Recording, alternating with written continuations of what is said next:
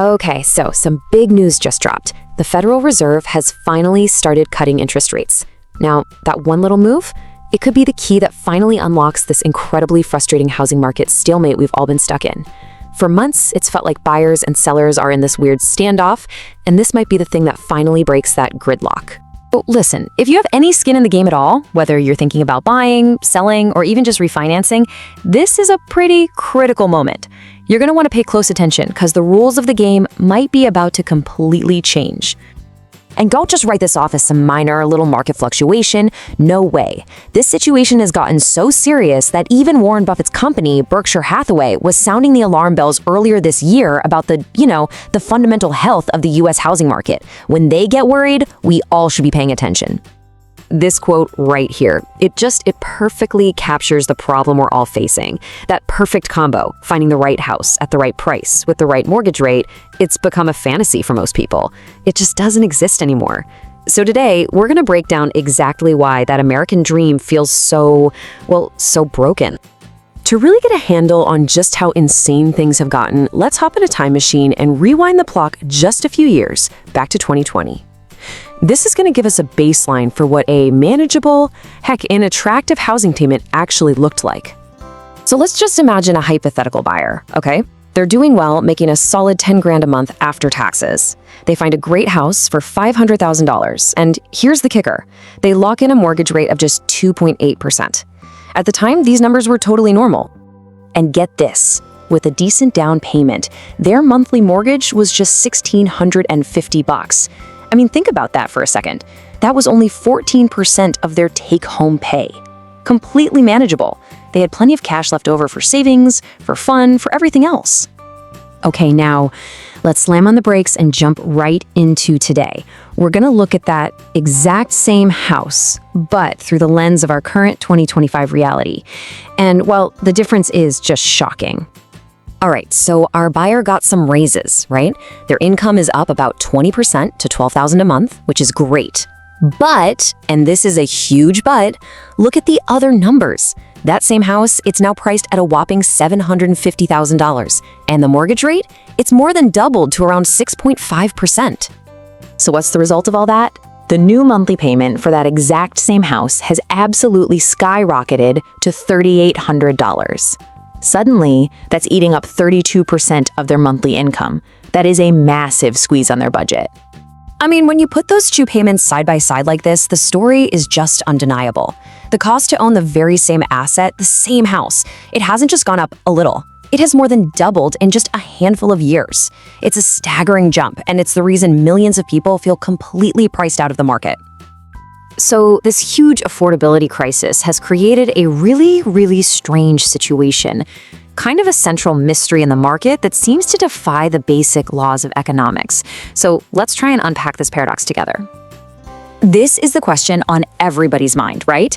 If home sales are at a 30-year low, I mean, fewer people are buying houses than at any point in the last 3 decades, logically, prices should be falling. They should be crashing, but they're not. So what on earth is going on? Well, it turns out the answer isn't something you're going to find on a typical supply and demand chart. No, the key factor here is much more human. It all comes down to seller psychology. The way homeowners think is what's keeping prices so stubbornly high. Here's the basic mindset, and it's pretty simple. A seller gets an offer above their asking price, they're thrilled. That's an instant yes. But what happens if an offer comes in below their asking price? Well, most sellers would rather just wait. Some even take their house off the market entirely rather than accept what they feel is a lower price. It creates this price stickiness that just won't budge. And that brings us right back to where we started. With the Fed cutting interest rates, borrowing is about to get cheaper. And that means more buyers might be tempted to jump back into the market. So the huge billion-dollar question is this. Will that finally give buyers the leverage they need to bring prices down to reality? Or will that stubborn seller psychology kick in again, causing them to just hold out for even higher prices? The entire market is holding its breath to find out. Welcome to The Explainer. You know, everyone's asking the same question. When is housing going to get affordable again? But what if the thing everyone's hoping for, lower interest rates, is actually part of the problem? We're about to break down exactly why that might be the case. All right, let's just jump right in with the big one, the question that is on everybody's mind right now. And yeah, it seems like a simple question, but believe me, the answer is anything but. So to get to the bottom of this, you got to understand that this isn't a simple problem. It's a puzzle, right? With a bunch of pieces that are all interconnected and a lot of the time pulling in opposite directions. I mean, this is one of those situations where every single fix has its own nasty side effects. You push on one part of the system over here, and something totally unexpected and often unwelcome pops up over there. So when you really break it down, our sources point to just 3 and only 3 fundamental ways we can get out of this affordability crisis. So here they are, the 3 levers we can pull. And it's super important to see these as separate choices, not a 1-2-3 plan. Either your paycheck goes up, the price of the house comes down, or the loan to buy it gets cheaper. That's it. That's the whole game. But, and this is a huge but, none of these are easy wins. I mean, sure, a big drop in home prices sounds awesome, right? But that could kick off a recession and just wreck current homeowners. And waiting for wages to magically start growing faster than housing costs? Good luck with that. So that leaves the one everyone's banking on, lower rates. But it's not the silver bullet you might think it is. Okay, so let's get into how these rate cuts actually work, because there's a huge myth out there we need to bust right now. There's a whole chain of events that has to happen first. So when you see that headline, "The Fed cuts rates," that's not for you. Not directly anyway. That's just the first domino tipping over. The Fed is talking to the banks, and it's the start of a process, not the finish line. Okay, this is the number you actually need to pay attention to, the 10-year Treasury yield. Forget the headlines for a second. This is the real benchmark, the number that reflects what the market thinks is going to happen with the economy. And it's what banks look at to figure out how much to charge you for a mortgage. And this lays it all out perfectly. You see the flow? The Fed makes borrowing cheaper for banks, which then makes the bond market react, and then, finally, that trickles down to the mortgage rate that you see. And you know, it's not just home buyers like us who are glued to the news hoping for lower rates. Some of the biggest companies out there are watching the Fed just as closely, maybe even more so. Just think about it for a second. The moment mortgage rates drop, it's like opening the floodgates for spending.